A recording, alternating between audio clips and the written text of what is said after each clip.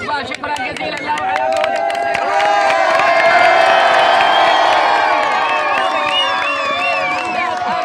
تحيه لهذا الحكم على المشهد. الحكم الثاني عبد الجليل سعيد، تحيه كبيره للحكم عبد الجليل.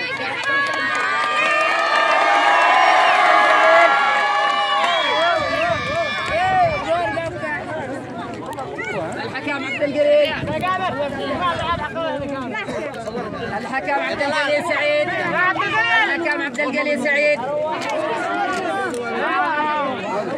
الحكم عبد الجليل شكرا جزيلا له.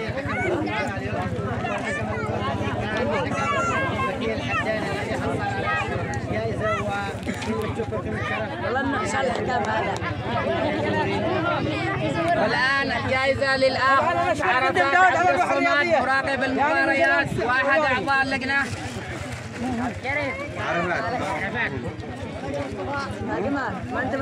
عرفات خلاص، عرفات موجود. والآن إلى نتائج المباريات ونتائج البطولات. حاز على جائزة أفضل هداف اللاعب عمار عادل الصريمي، 6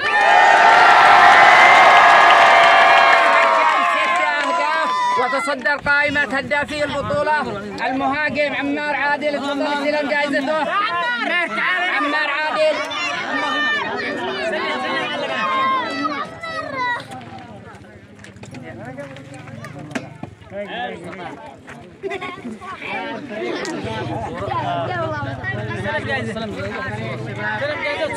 الفاتحة.